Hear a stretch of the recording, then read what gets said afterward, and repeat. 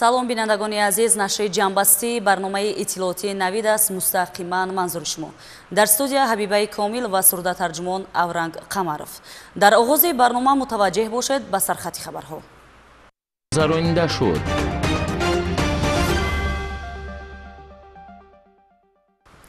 имрӯз таҳти раёсати президенти ҷумҳурии Тоҷикистон пешвои миллат раиси шӯрои амнияти ҷумҳурии Тоҷикистон муҳтарам Эмомалӣ Раҳмон ҷаласаи шӯрои амнияти кишвар баргузор гардид. Дар кори ҷаласа аъзои доимӣ ва аъзои шӯрои амният, кормандони дастгоҳи шӯрои амният, роҳбарони сохторҳои низомӣ ва мақомоти ҳифзи ҳуқуқу тартибот иштирок намуданд. дар ҷаласа вазъи таъмини амну субот, волояти қонуну тартиботи ҳуқуқӣ, мубориза бар зидди ҷинояткорӣ ва таҳкими қудрати дифоии давлат баррасӣ шуд. Президенти ҷумҳурии Тоҷикистон муҳтарам Эмомалӣ Раҳмон ба масъулин доир ба таъмини амнияти миллӣ, волояти қонун, омодагии доимии қувваҳои мусаллаҳи кишвар, мубориза бо ҷинояткорӣ ва пешгирӣ аз ҳар гуна ҳодисаҳои нохуш супоришҳои мушаххас доданд. таъкид гардид ки ба баланд бардоштани савияи дониши мутахассисон, аз худ намудани техникаю таҷҳизоту технологияҳои муосир ва истифодаи зеҳни сунъӣ таваҷҷӯҳи ҷиддӣ зоҳир карда шавад. дастуру супоришҳо вобаста ба пешгирӣ аз ҷиноятҳои террористию экстремистӣ, муомилоти ғайриқонунии маводи нашъаовар ва қочоқи он, ҷиноятҳои муташаккили фаромилӣ ва мубориза ба онҳо дода шуд. оид ба масъалаҳои дар ҷаласаи шӯрои амният муҳокима шуда қарорҳои дахлдор қабул гардид.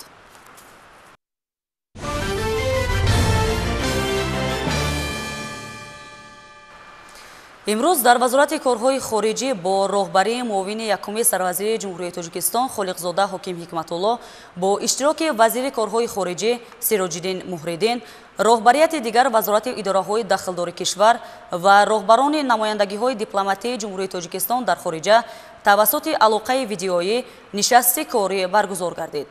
ин ҳамоиш дар партави дастури ҳидоятҳои пешвои миллат президенти ҷумҳурии Тоҷикистон муҳтарам Эмомалӣ Раҳмон вобаста ба тақвияти фаъолият дар самти ҷалби сармояи хориҷӣ доир шуда, иштирокдорон масоили татбиқи ҳадафҳои стратегӣ, рушди соҳаҳои иқтисодӣ ва сайёҳӣ, инчунин ҳифзу муаррифии шоистаи мероси фарҳангиву таърихии миллиро ба таври муфассал мавриди муҳокима қарор доданд. таъкид гардид ки натиҷаҳои нишасти кории имрӯза ҷиҳати ноил шудан ба ҳадафҳои миллӣ, аз ҷумла рушду тавсеяи минбаъдаи ҳамкориҳои иқтисодии хориҷӣ аз тақвияти мавқеи Тоҷикистон дар арсаи байналмилалӣ мусоидат хоҳад кард.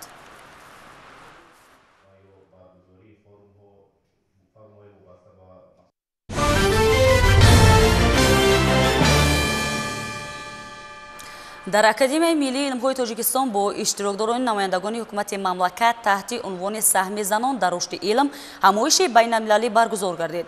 чорабинӣ бо ташаббуси Кумитаи кор бо занон ва оилаи назди ҳукумати ҷумҳурии Тоҷикистон ҷараён гирифта, дар он мутахассисон мавзӯъҳои гуногуни вобаста ба занон ва рушди илм дар кишварро мавриди баррасӣ қарор доданд.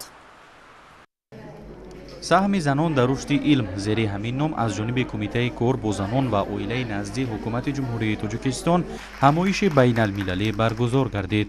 дар чорабинии муовини сарвазири мамлакат Дилрабо Мансурӣ оид ба сиёсати илмпарваронаи давлату ҳукумат, хоса президенти ҷумҳурии Тоҷикистон муҳтарам Эмомалӣ Раҳмон ва нақши меҳварии занону духтарони олим ва ихтироъкор дар пешрафти илми муосири тоҷик, инчунин дастовардҳои илмии занон дар риштаҳои мухталифи илмӣ ибрози назар намуданд.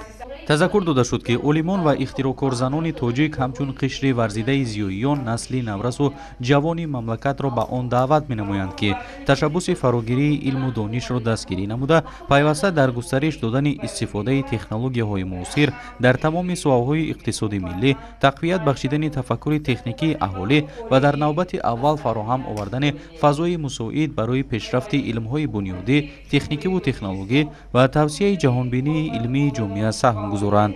ба таъкиди баромадкунандагон баргузории чунин ҳамоишҳои илмӣ барои пажӯҳишгарони ҷавон, аспирантону магистрон заминаҳои нави илмӣ муҳайё намуда, шумораи зиёди ҷавондухтаронро ба анҷом додани корҳои илмӣ ҳидоят менамояд. تحلیل همسالای مقاله‌های علمی نشان می‌دهد که عالمان و زنان اختراعکار تاجیک با استفاده از تکنیک و تکنولوژی و واسطه و ابزار پیشقدم تحقیقات علمی پیوسته برای تکمیل دادن سطح و سویه دانش و پژوهش علمی کوشش نموده تمام نیرو را به افزودن آبرو و اعتبار علمی تاجیک، فرهنگ و معنویات، تبلیغ جهانبینی علمی، مبارزه با تعصب و خرافات و افراطگرایی و مفکوره ارتجاعی روانه می‌نمایند. تاکید شد در چرابینی مذکور.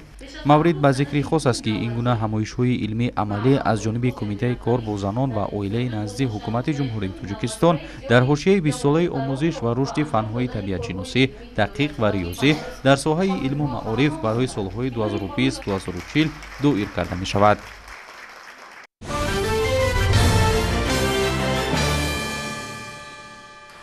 با مقصد عملی نمودن دستور و سفارش‌های پرزیدنت جمهوری تاجیکستان محترم امومالی رحمان، گروه‌های کاری حکومت جمهوری تاجیکستان در شهر و ناحیه‌های مملکت واخوری‌ها را با نمایندگان جامعه ادامه می‌دهند. چنین یک ملاقات در شهر اسفرای ولایت سوغ دایر گردیده در آن مسائل ساحه کشاورزی از جمله استفاده ثمرناک زمین بلند برداشتن حاصلناکی و تامین اهالی با محصولات خودی مورد بررسی قرار داده شد.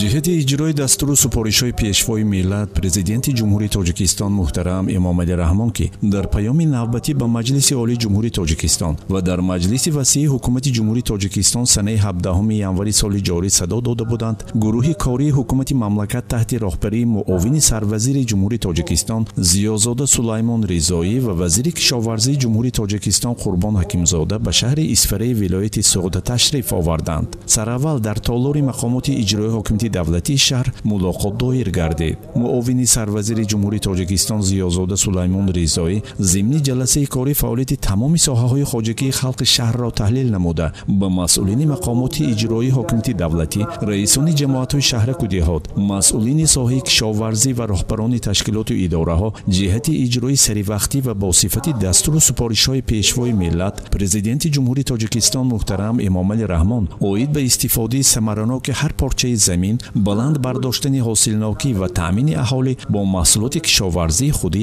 дастурҳои мушаххас дод.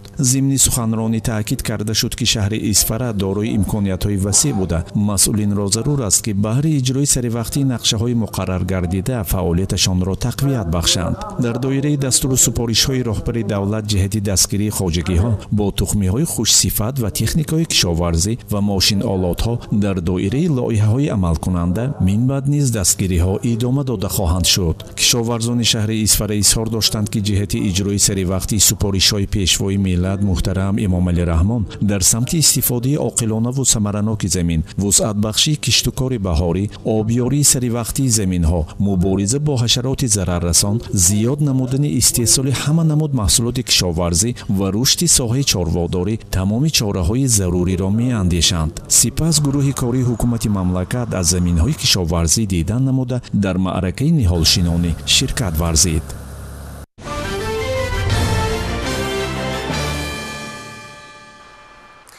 با ابتکار مقامات اجرایی حکومت دولتی شهر دوشنبه در خواجگی‌های دهقانی محله‌های ناحیه فردوسی زیر عنوان اگروتکنیکای معاصر پرورش کارتوشکا و چاره‌های مبارزه بر ضد کسلی و ضرررسان‌ها سمینار علمی عملی منطقوی برگزار گردید.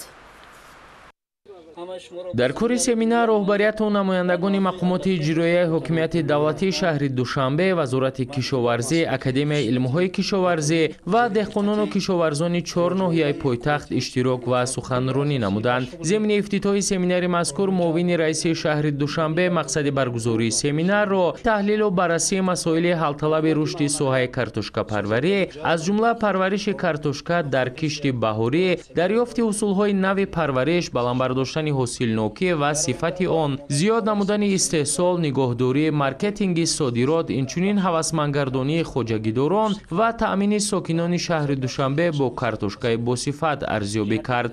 инчунин намояндагони вазорати кишоварзӣ дар баромади худ оид ба масъалаҳои ҳалталаби рушди соҳаи картошкапарварӣ, технологияи парвариши картошка дар кишти баҳорӣ ва такрории шароити водигӣ, парвариши зироатҳои сабзавотӣ дар кишти такрорӣ, самаранокии иқтисодӣ ҷои рушди соҳа, коркарди замин пеш аз кишт, баландбардоштани сатҳи корҳои механикунӣ, риоя намудани агротехникаи парвариш, ғизодиҳӣ, меъёри обмонӣ, мубориза бар зидди ҳашаротҳои зараррасон ва касалиҳо, тадбирҳои беҳтар намудани ташкили хоҷагидорӣ дар парвариш, ҷамъоварии ҳосил, инчунин баландбардоштани даромаднокии соҳа тавсияю дастурҳо пешниҳод намуданд. Дар қисмати назариявии семинар роҳбарияти Академияи илмҳои кишоварзӣ дар иртибот ба мавзӯи технология ва парвариши барвақтӣ дар шароити ноҳияҳои шаҳри Душанбе аз ҳисоби навъҳои минтақабоб баромад намуданд. Иштирокдорон ба деҳқонон тавсия доданд ки бо истифода аз рӯзҳои мусоиди баҳорӣ ба кишти зироат ва дигар корҳои саҳроӣ вусъат бахшанд. таъкид карда шуд ки ҳар як оила бояд ба истифодаи оқилонаву самараноки замин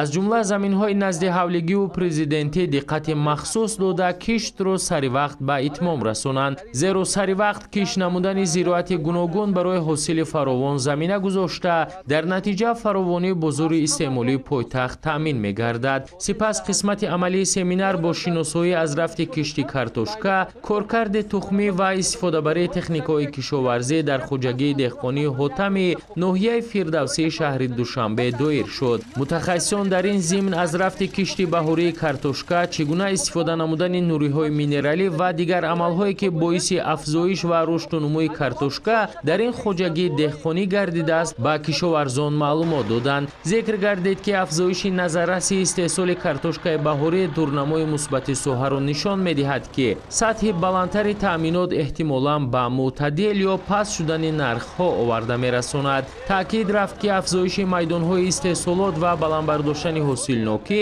метавонад ба рақобатпазирии бештари бозор оварда расонад ва барои истеъмолкунандагон интихоби бештар пешниҳод кунад.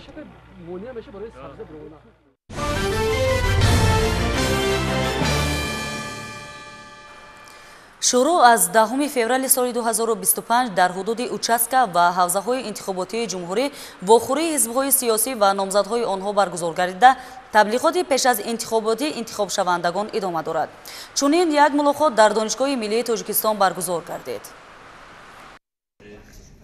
бо ташаббуси комиссияи ҳавзавии интихоботии якмандатаи Шоҳ Мансур рақами 3 оид ба интихоботи вакилони маҷлиси намояндагони маҷлиси олии ҷумҳурии Тоҷикистон дар толори Донишгоҳи миллии Тоҷикистон бо иштироки раиси ҳизби аграрии Тоҷикистон Рустам Латипов, муовини якуми раиси ҳизби демократии Тоҷикистон Алишер Идизода, раиси ҳизби ислоҳоти иқтисодии Тоҷикистон Ғиёсиддин Ашурзода, котиби дуюми кумитаи марказии ҳизби коммунистии Тоҷикистон Зарагул Мирҳасан ва собиқ раиси ҳизби социалистии Тоҷикистон Абдуҳалим Ғаффорзода ва номзад аз ҳавзаи ягонаи умумҷумҳуриявии ҳизби халқии демократии Тоҷикистон Фарҳод Қодирзода вохӯрӣ бо интихобкунандагони ҳудуди ҳавзаи интихоботии якмандатаи Шоҳ Мансур рақами 3 баргузор гардид. раиси комиссияи ҳавзавии интихоботии якмандатаи Шоҳ Мансур рақами 3 оид ба интихоботи вакилони маҷлиси намояндагони маҷлиси олии ҷумҳурии Тоҷикистон Асҳобиддини Шералӣ меҳмононро муаррифӣ намуда қайд кард ки Тоҷикистон ҳамчун мамлакати дар масири таҳкими демократия қарор дошта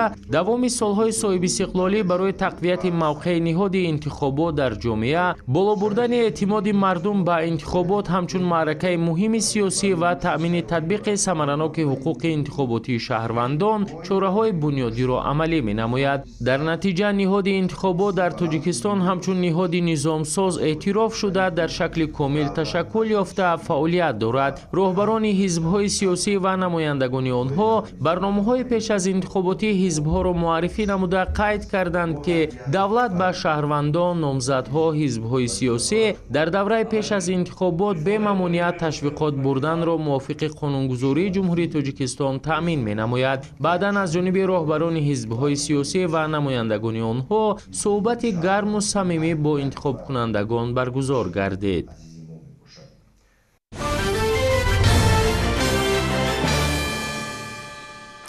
тавре гуфтем то баргузории интихоботи вакилони парлумон, маҷлисҳои вакилони халқи мақомоти маҳаллӣ, ҳокимияти давлатии вилоят ва шаҳру ноҳияҳои кишвар, инчунин вакилони ҷамъиятҳои шаҳраку деҳот рӯзҳои ба шумор боқӣ мондааст. вобаста ба ин омодагиҳо дар мамлакат хуб ба роҳ монда шуданд. дар ноҳияи шаҳри нав низ ҷиҳати дар сатҳи баланд гузаронидани ин маъракаи сиёсӣ дар ҳудуди ҷамъиятҳои шаҳраку деҳоти ноҳия омодагиҳо хуб ба назар мерасанд, мегӯяд ҳамкорамон Бахтиёр Қодирзода. баҳри дар сатҳи баланд гузаронидани маъракаи муҳими сиёсӣ дар пешистода интихобот 2025 масъулини участкаҳои интихоботии ноҳияи шаҳри нав дар ҳоли омодабош қарор доранд. дар ноҳияи шаҳри нав 40 участкаҳои интихоботӣ ки барои овоздиҳӣ ба номзадҳои арзанда пешбинӣ гардидааст бо маводҳои таблиғотиву ташвиқотӣ таъмин буда ҷиҳати баргузории ин маъракаи муҳим пурра омода карда шуданд. чиқаре ки мо ҳамагон медонем имрӯз дар қаламрави ҷумҳурии тоҷикистон омодагиҳо ба маъракаи муҳими сиёсӣ яъне интихоботи вакилони маҷлиси намояндагони маҷлиси олии ҷумҳурии тоҷикистон, маҷлисҳои маҳаллӣ ва маҷлисҳои вакилони ҷамоатҳои шаҳраку деҳот рафта истодааст. дар ҳудуди ноҳияи шаҳри нав ки имрӯз 40 участкаҳои интихоботӣ омодагӣ гирифта истодаанд ва аз тарафи маркази интихобот ва райпурсии ҷумҳурии тоҷикистон дар ҳамаи участкаҳои интихоботӣ маводҳои иттилоотӣ ва таблиғотӣ ба мо дастрас шуд ва мо дар муҳлатҳои муайян гардида ҳамаи он маводҳоро ба участкаҳои интихоботӣ дастрас намудем. طبق معلومات رئیسان участкаҳои интихоботӣ рӯйхати шахсони воқеӣ ки дар интихобот ҳуқуқи овоздиҳӣ доранд пурра омода намуда ба ҳавзаҳои интихоботӣ пешниҳод гардидааст. феълан дар маҷмӯъ шумораи эҳтимолии овоздиҳандагон 141809 нафар буда барои интихоботи вакилони ноҳиявӣ 81201 нафарро ташкил медиҳанд.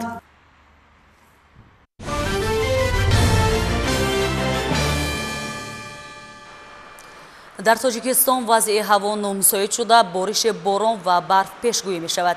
тибқи иттилои агентии обу ҳавошиносони кумитаи ҳифзи муҳити зисти назди ҳукумати ҷумҳурии тоҷикистон дар минтақаҳои кӯҳӣ давоми чанд рӯзи оянда бориши борони пуршиддат дар назар дошта шудааст ки баъдан он ба барф табдил меёбад. дар иртибот ба вазъи ҳавои чанд рӯзи оянда шарҳи хабарнигорони мо омода шудааст.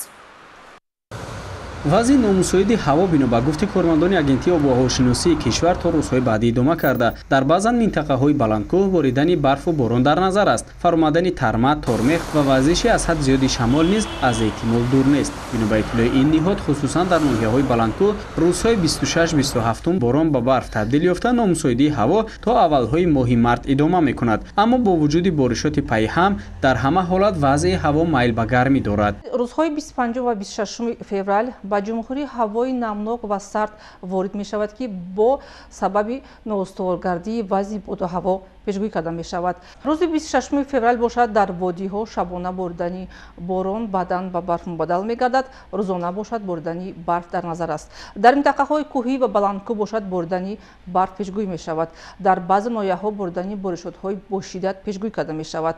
ва рӯзи 26 феврал дар водиҳо ҳаво шабона дар вилояти хатлон ҳаво шабона аз 2 дараҷа хунук то 3 дараҷа гарм. рӯзона бошад ҳадди гармӣ 2-7 дараҷа гарм мешавад. дар вилояти сух инчунин рӯзи 26 феврал ҳавои ноустувор боридани барф дар водиҳо ва дар минтақаҳои кӯҳӣ бошад боридани барф дар баъзе ҳолатҳо бошиддат дар назар аст. дар тобеи марказ рӯзи 26 феврал ҳавои абрнок баъдан тағйирёбанда боридани борон дар водиҳо шабона ба барф мубаддал мегардад. рӯзона бошад боридани борон пешгӯӣ карда мешавад. дар вилояти мухтори кӯҳистони Бадахшон низ ҳаво ноустувор аст, боридани боришотҳо пешгӯӣ карда мешавад. дар баъзе ноҳияҳо боридани боришотҳои бошиддат низ пешгӯӣ карда мешавад. ва ҳарорати ҳаво дар шаҳри Душанбе шабона аз 1 дараҷа хунук то 1 дараҷа гарм, рӯзона бошад 2-4 дараҷа гармӣ пешгӯӣ карда мешавад. баъдан рӯзи 27 феврал боридани боришотҳо қатъ мегардад, туманфароӣ низ пешгӯӣ карда мешавад. боз рӯзҳои 28 ва 28 феврал ва 1 март боридани боришотҳо дар баъзе минтақаҳо пешгӯӣ карда мешавад. бино ба иттилои агентии обу ҳавошиносии кишвар дар шаҳри Душанбе давоми чанд рӯзи баъдӣ ҳаво тағйирёбанда буда то рӯзҳои 27 гузариш ба рӯзи 28 бориши борон қатъ гардида вазъи ҳаво меъёрӣ хоҳад буд. ҳоло ки рӯзҳои охири фасли сармо ҳукмфармост аз ҳар як шаҳрванд тақозо мегардад ки дар фикри солимии худу наздикон бошанд, зеро гузариш аз ҳавои сард ба гарм дар хуруҷи бемориҳои сироятӣ хусусан байни кӯдакон ҳамоёлӣ афзоиш дорад.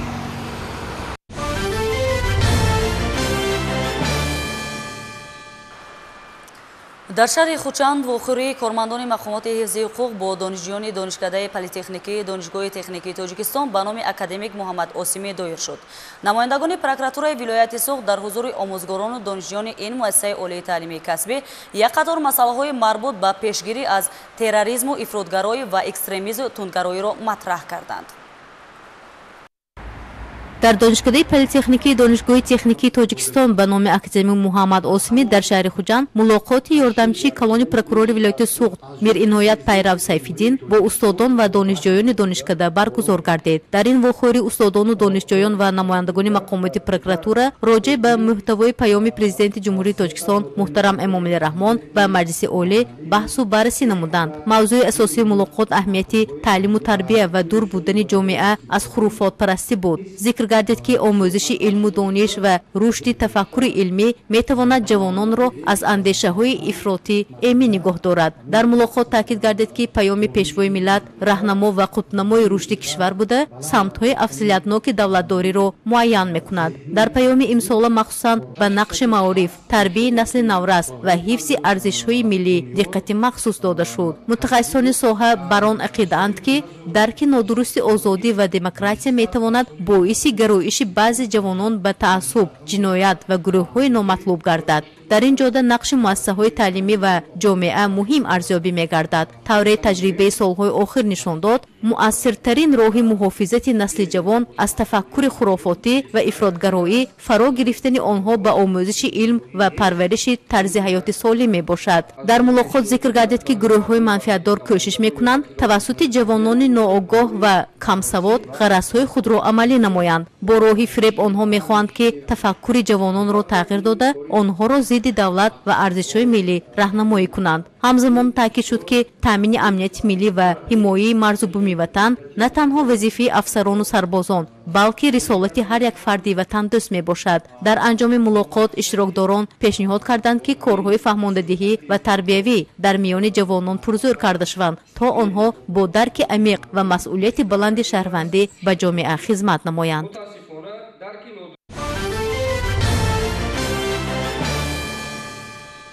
кишоварзони ноҳияи восеъ тибқи дурнамо мақсад доранд ки имсол дар майдони 7500 гектар киштӣ пунбадона гузаронанд.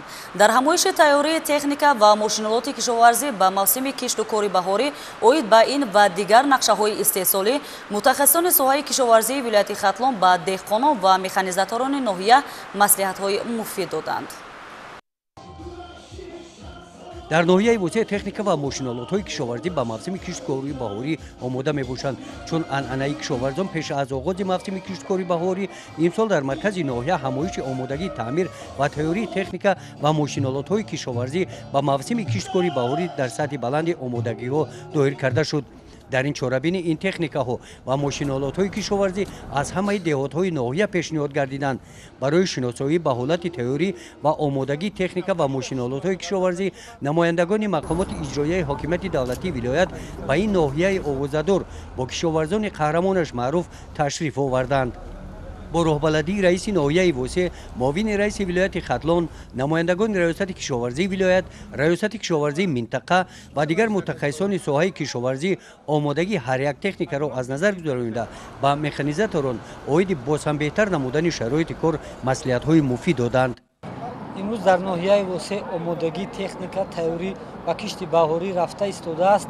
мо мутахассисони филиали муассисаи муҳофизат расмӣ ва химикунонӣ якҷоягӣ дар кормандони раёсати кишоварзӣ барои пешрафти соҳаи кишоварзӣ имрӯз фаъолият карда истодаем ки дар ноҳияи восеъ то ба имрӯз дар майдонҳои боғ тогзор бошад, дар майдони 350 гектар якхобмонӣ дар боғот бошад, дар майдони 564 гектар тоза кардани боғҳо дар майдонҳои тогзор бошад, дар майдони 180 гектар тоза кардани боғу тогзорҳо. дар пешане ки маъракаи кишти кори баҳорӣ аст, аз он ҷумла ки ноҳияи мо ноҳияи пахтакор аст, аз он ҷумла имрӯз мо тайёрии техникаи тракторҳо барои омодабошии кишти баҳорӣ аз он ҷумла тасмим гирифтем ки тракторҳоро яъне ки аз назар гузаронем. баъди аз назаргузаронӣ ва шиносоӣ бо ҳолати омодагӣ ва тайёрии техника ва мошиналотҳои кишоварзӣ ба мавсими кишти кори баҳорӣ дар ҳамоиши расмӣ байни муносибат дар баромадҳои раиси ноҳияи восеъ, муовини раиси вилояти Хатлон дар ҳузури деҳқонон ва механизаторон таъкид намуданд ки ба соҳаи кишоварзӣ соҳаи муҳими иқтисодии кишвар эътибори аввалин дараҷа дода мешавад, зеро ҳифзи амнияти озуқавории мамлакат аз сатҳи рушди ин соҳа вобастагӣ амиқ дорад. қайд гардид ки мо шароити мусоиди табиӣ ва захираву имкониятҳои зарурие дорем ки дар сурати истифодаи пурра ва самараноки онҳо метавонем бозорҳои истеъмолиро бо маҳсулоти ғизоӣ таъмин кунем. یعنی مسئله اوزوقواری یکی از هدفهای ملیمون رو حل کنیم. تاکید کرده شد که ناحیه واسه یکی از کلانترین ناحیه‌های کشور به شمار رفته سمت اساسی فعالیت کشاورزان به ساحه پخته‌کاری روانه گردیده است و کشاورزان ناحیه طبق دورنمای استحصالی امسال در میدان 7500 هکتار زمین کشت پنبه‌دانه گذراندنی هستند. در قسمت مکافات سپاری ها و هوسمندگردانی و مکانیزاتوران فعال سپاسنامه مقامات اجرایی حاکمیت دولتی ناحیه و مکافات های مالی تقدیم کرده شدند. گزارش خواجه نظریف خدای نظر زهروف از ناحیه بوسه برای برنامه اطلاعاتی نوید.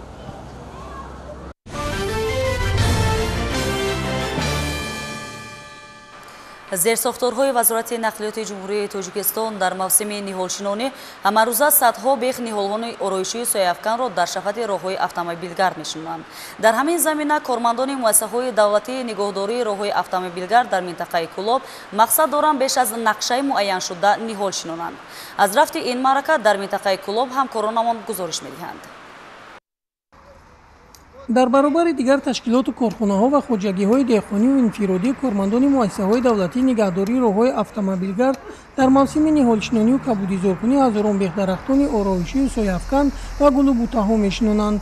کارمندان مؤسسه دولتی اداره خودجگی راه‌های اتومبیلگرد منطقه کولاب در نزد بینای مأموری زمین را نرم کردن نهال و گل و بوته‌ها شنانیدند. اینچنین روزهای استراحتی کارمندان مؤسسه مذکور در منطقه کولاب معرکه نهالشینانی را وسعت بخشیده در پهلوی شاهراه‌های در توازنشان بودن نهال‌های آرایشی میوه دهنده شنانیدند. در اساس نقشه تصدیق گردیده وزارت نقلیات برای سال 2025 با مقصد شفت راه‌های اتومبیلگردی استفاده عموم با منطقه کولاب 58600 بیخ نونهال با نقشه گرفته شده است و 11 مؤسسه راهنگهداری در 10 ناحیه بهر سرسبز و خرم گردانیدن شفت راه‌های اتومبیلگرد سفربر گردیدند. تا این دم 10650 بیخ نونهال‌های سویافکن آرایشی و میوه دهنده الکی شنانیده شد و در این سمت کارها با مرام رفته ایستادند. کارمندان مؤسسه دولتی نگهداری راه اتومبیلگرد شهر کولاب در دو پهلوی راه بین المللی کولاب کلما قراقروم شنانیدن نهال‌ها را ادامه دادند. در این شهرها بار سیوم است که نهال میشنانند و در وقت شنانیدن نهال‌ها قاعده‌های اگروتکنیکی را رعایت می‌نمایند. مؤسسه دولتی نگهداری راه اتومبیلگرد شهر کولاب ما در موسم 2025 باید 5000 زیاده از 5000 نهال‌ها باید شنانده شود. تا امروز زیاده از 2000 نهال‌های سویافکن 300 تا نهال‌های میوه دهنده 1700 تا نهال‌های سویافکن شنانده شد. در شنانیدن نهال‌ها کارمندان مؤسسه دولتی نگهداری راه‌های اتومبیلگرد ناحیه مومن‌آباد نیز خیلی فعالند. در این روز با جلب کارمندان در راه اهمیت جمهوری داشته کولاب مومن‌آباد بیش از 500 بیخ نهال شنانیدند. از بس که در زمین‌های نزد این راه چروای ساکنان بسیار می‌گردند برای نرسانیدن ضرر و سبزش خوب نهال‌ها گرد و اطراف نهالان را با سیمتور محکم کردند. موافق این نقشه تصدیق گردیده وزارت نقلیات در مؤسسه دولتی نگهداری راه اتومبیلگرد ناحیه مومن‌آباد میباید 4100 نهال‌ها در همشفت راه‌ها شنیده شود.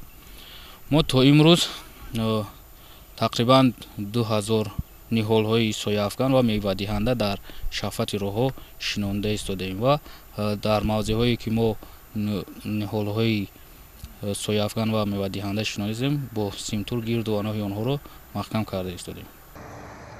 با اطلاع رهبریت مؤسسه دولتی اداره خودجگی راه‌های اتومبیلگرد منطقه کولاب معرکه نهالشنانی از جانب مؤسسه‌های دولتی نگهداری راه‌های اتومبیلگرد تا آخر موسم ادامه می‌یابد.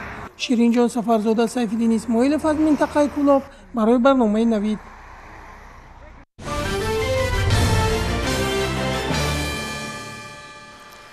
با تشبث فاکولته اقتصاد و اداره دانشگاه دولتی آموزگاری تاجیکستان به نام صدرالدین عینی در موضوع رشد ساحه صنعت در شرایط اقتصادیات سبز همایش جمهوریوی علمی متدی برگزار شد. شورابینی در دایره سالهای رشد صنعت صورت گرفت. همکارانمان موضوع را ادامه می‌دهند. соҳаи саноат аз ҷумлаи соҳаҳои муҳими ҳаёти ҷомеа ба ҳисоб меравад, ки ҳамчун муҳаррики пешбарандаи иқтисодиёти миллӣ, тавлидкунандаи молу маҳсулот ва татбиқкунандаи ҳадафҳои рушди устувор дар шароити ҷаҳонишавӣ, таъсири омилҳои бошиддати геополитикӣ ва тағйирёбӣ бо суръати иқлим мавқеи назаррасро дар танзиму нигаҳдории нишондиҳандаҳои муҳими макроиқтисодии давлат ишғол менамояд. бо зикри нуқта дар донишгоҳи давлатии омӯзгории Тоҷикистон ба номи Садриддин Айнӣ ҳамоиши ҷумҳуриявии илмӣ методӣ дар мавзӯи рушди соҳаи саноат дар шароити иқтисодиёти сабз ифтитоҳ ёфт. тавре дар ҷамъ омад зикр гардид, роҳбарияти ҳукумати ҷумҳурии Тоҷикистон фаъолияти худро ба самти ноил шудан ба ҳадафҳои дар стратегияи миллии рушд барои давраи то соли 2030 пешбинӣ гардида равона намуда, дар ин замина баланд бардоштани сатҳу сифати зиндагии мардумро тавассути ҳалли масъалаҳои пешрафти иқтисоди миллӣ, андешидани тадбирҳои судманд дар соҳаҳои саноату энергетика, беҳтар намудани фазои сармоягузорӣ ба бахшҳои воқеии иқтисодиёт ва беҳбуди вазъи бозори меҳнат ҳадафи олӣ эълон намудааст. ҳадафи баргузории ҳар гуна конфронс ин бевосита пайдо намудани як ғоя ё идеяи нав ҷиҳати ҳалли мушкилӣ ба вуҷуд омада мебошад ва бинобар ин дар кори конфронси имрӯза олимон ва мутахассисони соҳавӣ даъват шудаанд ва бевосита ҳар он пешниҳодҳои илмие ки ҷиҳати ҳалли мушкилиҳои гуногун алахусус мушкилиҳои воридшавӣ ба иқтисодиёти сабз ва ҳамзамон таъмини рушди устувор бахшида шудаанд дар ин ҷо гирд оварда мешаванд ва ба ҷиҳати ҳалли мушкилиҳо оварда шуда албатта пешниҳодҳо дар ҷараёни татбиқ қарор мегиранд. дар ҳамоиш масъалаҳои мубрами рушди сабз, истифодаи мақсадноки захираҳои обӣ, тағйирёбии иқлим ва коҳиш додани оқибатҳои он, ҷорӣ намудани нақлиёти фарогир ва аз ҷиҳати экологӣ тоза, татбиқи ҳадафҳои рушди устувор, содагардонии расмиёти савдо, инчунин масъалаҳои рушди бахши энергетика мавриди баррасӣ қарор гирифтанд. аз ҷониби иштирокчиён дар мавзӯъҳои пешравӣ, соҳибкории саноатии рақобатпазир, заминаҳои рушди иқтисоди миллӣ дар шароити муосир, иқтисоди сабз ҳамчун омили муҳимтарини таъмини рушди устувор, нақш ва аҳамияти татбиқи инноватсияҳо дар корхонаҳои саноатӣ, равишҳои муосири идоракунии хизматрасониҳои таҳсилоти миёнаи касбӣ, рушди иқтисоди сабз дар соҳаҳои кишоварзӣ, энергетика ва нақлиёт ва ғайра маърузаҳо пешниҳод шуд.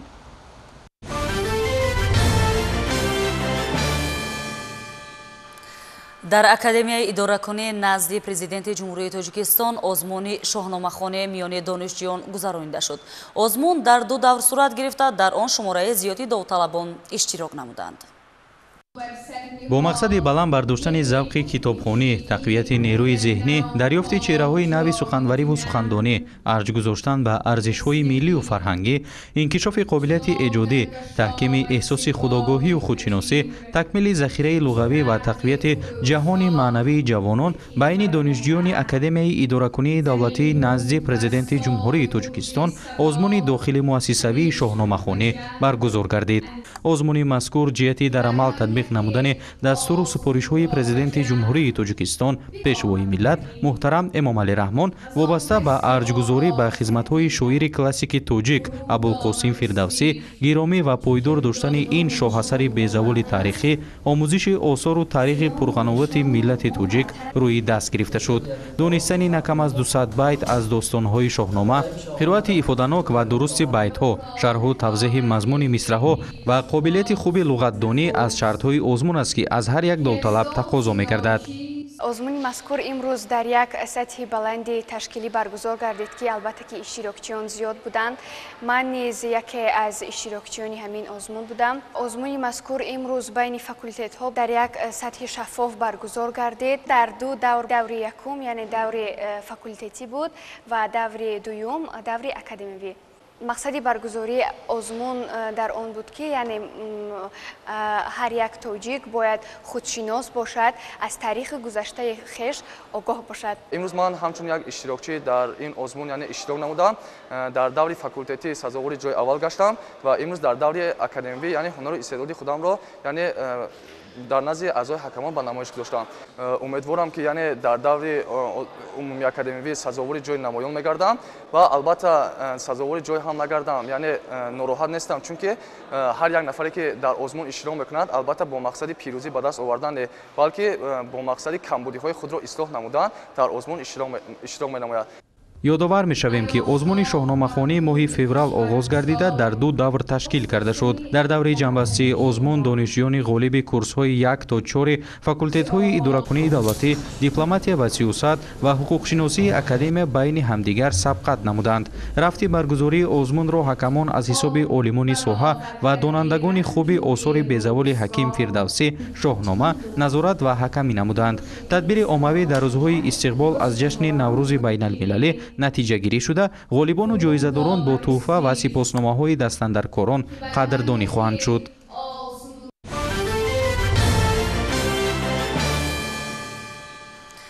طبق نقشه‌چرابینی‌های агентии ҳифзи мероси таърихию фарҳангии назди ҳукумати ҷумҳурии тоҷикистон дар осорхонаи таърихию кишваршиносии ноҳияи Балҷувон намоиши сайёри осорхонавӣ таҳти унвони ҳифзи мероси хаттӣ баргузор гардид. дар ин намоиш китобу дастхатҳои нодиру қадимаи ниёгонамон ба сокинони ин ноҳия муаррифӣ карда шуд. гузориши ҳамкорамон Салоҳиддин Неъматов дар ин хусус. бо ташаббуси муассисаи давлатӣ осорхона мамнӯъгоҳи ҷумҳуриявии Данғара дар осорхонаи таърихию кишваршиносии ноҳияи Балҷувон намоиши сайёри осорхонавӣ таҳти унвони ҳифзи мероси хаттӣ баргузор гардид.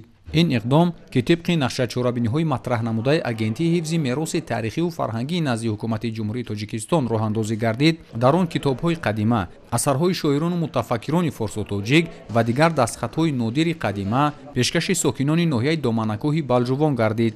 дар вилояти Хатлон соли 2025 соли маърифати китобхонӣ эълон карданд. мо инро асос гирифта дар ноҳияи овозадори Балҷувон намоиши китобҳо, дастхатҳои қадимаро баргузор кардем. нафарони зиёд барои ошноӣ шудан ба китобҳои қадима омаданд. ин моро роҳбаланд гардонд, хурсанд гардонд ва мо дар пеши худ нақша гузошта истодаем ки мин баъд ҳам осорхона мамнӯъгоҳи ҷумҳуриявии Данғара ҳамин хеле нақшаҳо барпо кунад ки дар дигар ноҳияҳои вилояти Хатлон чунин чорабиниҳоро гузаронад. дар ифтитоҳи намоиш масъулини мақомоти иҷроияи ҳокимияти давлатии ноҳияи Балҷувон, намояндагони ташкилоту муассисаҳо ва сокинони ноҳия иштирок намуданд. гуфта шуд ки эълон гардидани соли 2025 ҳамчун соли фарҳанги китобхонӣ дар вилояти Хатлон ки ҳадафи он тақвият додани сатҳи донишу маърифати сокинон аз ҷумла ҷавонону наврасон мебошад, ин иқдом дар боз ҳам баланд бардоштани донишу фарҳанги сокинони вилоят нақши созгор хоҳад гузошт. ноҳияи Данғара ки аз ноҳияҳои қадимтарин дар вилояти Хатлон ба ҳисоб меравад. аз сарчашма ба мо маълум аст ки қадимтарин бошигаҳое ки нигораҳо ёфт шуданд гувоҳӣ медиҳад ки ба асри санг тааллуқ дорад. имрӯз мо кормандони осорхона мамнӯъгоҳи ҷумҳуриявии Данғара бо дастгирии агентии ҳифзи мероси таърихиву фарҳангии назди ҳукумати ҷумҳурии Тоҷикистон тасмим гирифтем ки мероси хаттӣ китобҳои қадима чопи сангӣ як 20 адад китобҳое ки дар марази тамошо ба ноҳияи Балҷувон дар осорхона ба мардум муаррифӣ намоем. тавре иттилоъ доданд, намоиши сайёри осорхонавӣ таҳти унвони ҳифзи мероси хаттӣ дар осорхонаи таърихиву кишваршиносии ноҳияи Балҷувон тӯли 5 рӯз идома кард ва масъулин нақша доранд ки ин ташаббусро дар дигар шаҳру ноҳияҳо идома диҳанд. Салоҳиддин Неъматов, Маҳмудҷони Зиёиддин барои барномаи иттилоъотии Навид аз ноҳияи Балҷувон.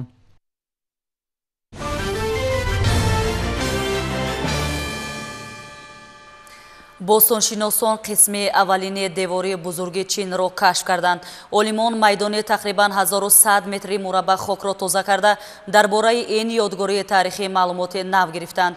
дар як мамнӯъгоҳи Урдун ҳайвоноте ки аз минтақаҳои ҷангӣ наҷот дода шуданд табобат карда мешаванд. шарҳи хабарҳо аз хориҷи кишвар дар саҳифаи навбатии барнома. бостоншиносон қисми аввали девори бузурги Чинро кашф карданд. таҳқиқотҳо нишон доданд ки сохтмони ин ёдгорӣ шояд 300 сол пештар аз он ки қаблан тахмин зада мешуд оғоз шуда бошад. ҳафтё дар деҳаи Гуанлии музофоти Шандун гузаронида шуд. олимон майдони тақрибан 1100 метри мураббаъ хокро тоза карданд. ин қисмати сохтмон ҳамчун девори бузурги Си маълум аст. он қадимтарин ва дарозтарин қисмати сохторҳои қадимӣ дар Чин ҳисобида мешавад. натиҷаҳо нишон доданд ки пораҳои қадимтарин ки ғафсӣ то 10 метрро ташкил медиҳанд ҳанӯз дар давраи сулолаи Чжоу аз соли 1046 то 771 то милод гузошта шуда буданд. олимон дар зери девораҳои қадима боқимондаҳои биноҳои иstiqomatиро низ кашф карданд.